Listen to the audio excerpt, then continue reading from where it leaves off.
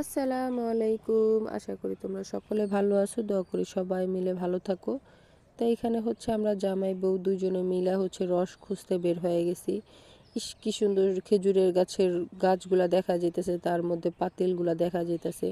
তো খুঁজতে খুঁজতে খুঁজতে খুঁজতে চলে গেলাম। তো এখানে আমাদের যে খেজুরের রসগুলা পাওয়া গেল, কিন্তু চাচাকে দেখা গেল না। চাচা অন্য একটা গাছ থেকে নাকি রস পাড়তাছিল। আমার জামাই এখানে আমার দাঁড়া করা রাইখা চাচারে ডাইকা নিয়ে আসলো।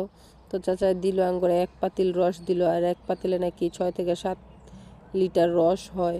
তো এখানে আমার জামাই বললো আঙ্গুরে এক হাঁড়ি দেন। তো চাচা এখানে এক হাঁড়ি ছাইকা দিতেছে, পাশাপাশি হচ্ছে আমার জামাই নাকি এখানে খাইবো।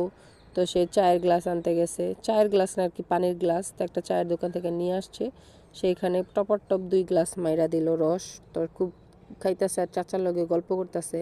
খাওয়া শেষে সে আমাকে সাধতাছে। আমি বলছি না, খাবো না, চলো বাড়ি চলো, অনেক দেরি হয়ে যেতেছে, যেহেতু আজকে অনেক কাজ আছে। পিঠা বানানো কিন্তু বাড়ির কাছের কথা না।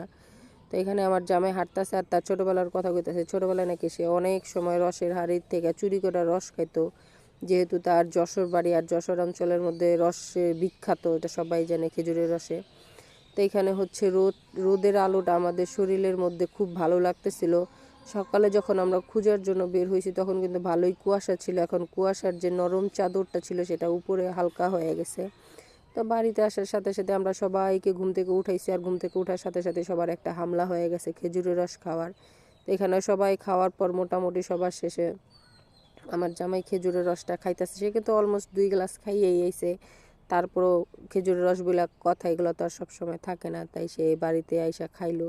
তা বাকি যতটুকু ছিল পাতিলা হাঁড়ির মধ্যে ডালতাছে, কারণ এইগুলা দিয়ে আমরা হচ্ছে ভেজা পিঠা বানাবো। বাড়ি ভর্তি যেহেতু মানুষজন ভরা, রান্না বাড়া থেকে শুরু করা অনেক কাজ আছে। তো প্রথমে পিঠার বানানোর জন্য যে রসটারে জাল দিয়া, শুধু ফুটায় রাইখা দিব, জাল দিয়ে রাইখা দিব। তো এদিকে পাতিলের মধ্যে মাটি মাখায় নিছি, যেন আমার কালি লাগলে কালিটা ধুইতে সুবিধা হয়।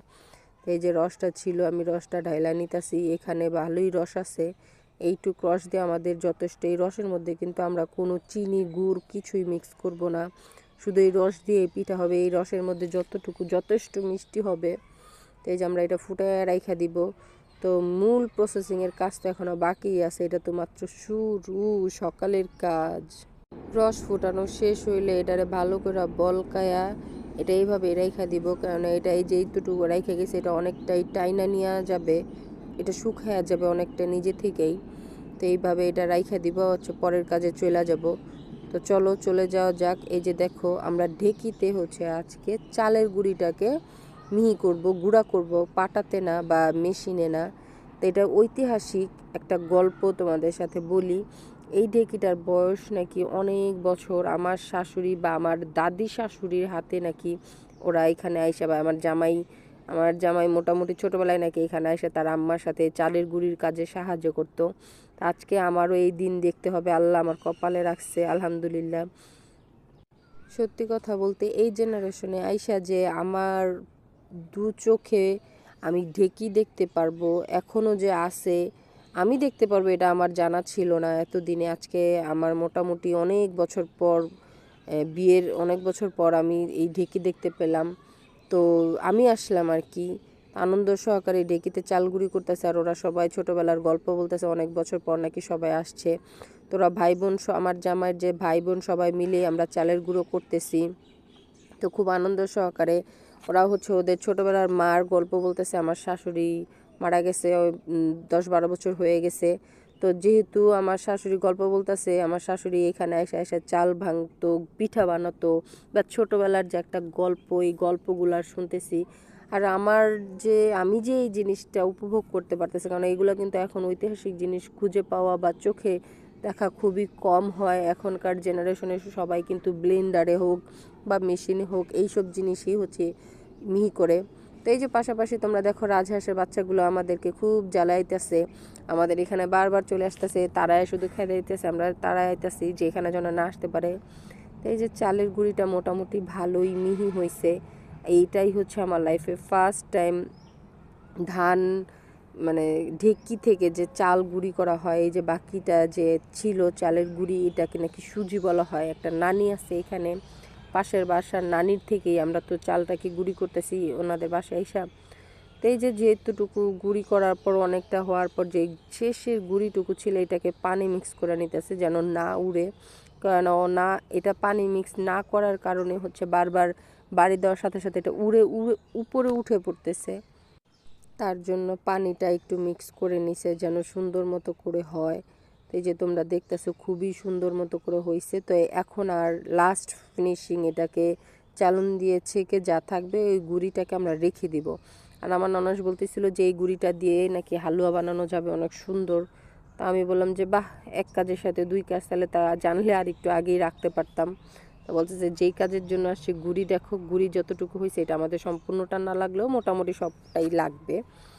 তো এই শীতের মধ্যে উপভোগের জন্য আমরা পিঠা বানানোর জন্য বাসায় চলে গেছি। আর এই গুঁড়িটাকে সুজি যেহেতু বানাবো এটাকে আমি পাশাপাশি রেখেও দিছি একটা কৌটার মধ্যে। আর এই যে তোমরা যে নারিকেলটা দেখতে পারতেছো এটা হচ্ছে অনেক আগেই হচ্ছে আমাদের গাছ থেকে পাড়া, আমাদের নিজেদের গাছ। এটা হচ্ছে অনেক আগে ওর নিজে থেকেই গাছ থেকে পড়ে গেছিলো। তো এটাকে আমরা উঠায় কালেক্ট করে রাখা দিছিলাম, কারণ এটা যদি কেটে রাখা হইতো তাহলে ভালো থাকতো না। যার জন্য এটাকে কাইটা রাখা হয়নি, আস্তা রাখা হয়েছে যেন ভালো থাকে। তা আমার জীবনের সত্যি কথা বলতে অনেক কিছুই জীবনের প্রথম অনেক কাজ করতেছি, যেমন নারিকেল, কিন্তু সম্পূর্ণভাবে আমি নারিকেলটাকে কাটা থেকে শুরু করে সবটা আমি করছি, জাস্ট আমার জামাই ফাটাই দিছে যেন এটা বাঁকা তেরা না হয়ে যায়। সেই সাথে হচ্ছে আমাদের যতটুকু কাজ ছিল করা শেষ, এখন চুলার পাড়ের কাজ। তো এই যে চুলার পাশে চলে আসার সাথেই আমাদের যে রসটা ছিল এখন হচ্ছে রসটাকে শুকানোর পালা। তো এই যে দুধ, নারিকেল, মশলা যা আছে সব একসাথে আনছে। এখানে হচ্ছে আমার ননাস নারিকেল কাটতেছিল, তো একটু ঘরে গেছে কাজের জন্য।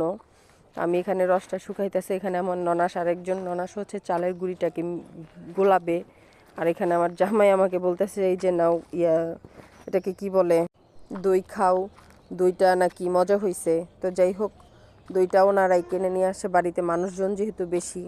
তো এই যে এখানে হচ্ছে আমাদের এটাকে কি বলে, রসের মধ্যে হচ্ছে নারিকেল, মশলা, দুধ যা আছে সব একসাথে দিয়ে এখন এটাকে শুকায় নিব যতটুকু দরকার আমাদের, কারণ আমরা মোটামুটি ভালোই বেশি পিঠা বানাবো। তো সেই সাথে এটাকে আমরা জাল দিয়ে শুকায় নিব। তো অনেকটা শুকানোর পর এটাকে আমরা একটা বড় হাঁড়িতে ঢেলে নিব। তোমাদেরকে আগেই বলছি আমরা কোনো চিনি অথবা গুড় কোনো কিছুই ইউজ করি নাই। এখানে শুধু খেজুরের রসের পিঠা। আর এখানে যে একটা কাঁচা রসের যে একটা স্মেল আসছে না, ওই স্মেলটা রস থেকে আসতেছে, অনেক ভালো লাগতেছে গ্রানটা। তো এই যে পাশাপাশি হচ্ছে আমাদের গোলা তৈরি হয়ে গেছে। গোলাটা অনেকক্ষণ আগেই ভিজায় রাখছিল। গোলাটার মধ্যে কোনো প্রকার সোডা ইউজ করি নেই আমরা, সম্পূর্ণ হচ্ছে সোডা ছাড়া। তো এই যে আমাদের হচ্ছে চিতই পিঠা বানাইতেছি। আর এই যে রস আমরা কিন্তু অলরেডি কয়েকটা পিঠা এটার মধ্যে দিয়ে দিচ্ছি। আর বানানোর সাথে সাথে সবাই এখানে বসে বসে গরম গরম পিঠার যে খাওয়ার একটা আনন্দ, আমরা যারা যারা গরম গরম পিঠা এখানে বসে খাচ্ছি, সেই পিঠাগুলার যে নিচে কুরকুরেটা আরও একটু ভাজা ভাজা করতেছি। আর যেগুলো পিঠায় দিচ্ছি ওগুলার যে পিঠার নিচটা এগুলো পাতলা, যে হালকা কালার করতেছি, তোমরা দেখতে পারতেছো। তো ওইভাবে আমরা মিলেমিশে এখানে বসে বসে খাচ্ছি। তা আনন্দ সহকারে বাকি যা পিঠা ছিল আমরা সাথে সাথেই চেষ্টা করতেছি পাতিলে দিয়ে দেওয়ার জন্য যেন ফুলে ওঠে। এটা আমরা কালকে সকালে এই পিঠাটা খাবো। এই যে আমাদের সারা রাত ভিজিয়ে রাখার পরে যে পিঠাটা অনেক ভালো হয়েছে। তো তোমরা সবাই ভালো থাকবে, সুস্থ থাকবে। আর তোমরা দেখো পিঠাটা অনেক ভালো হয়েছে।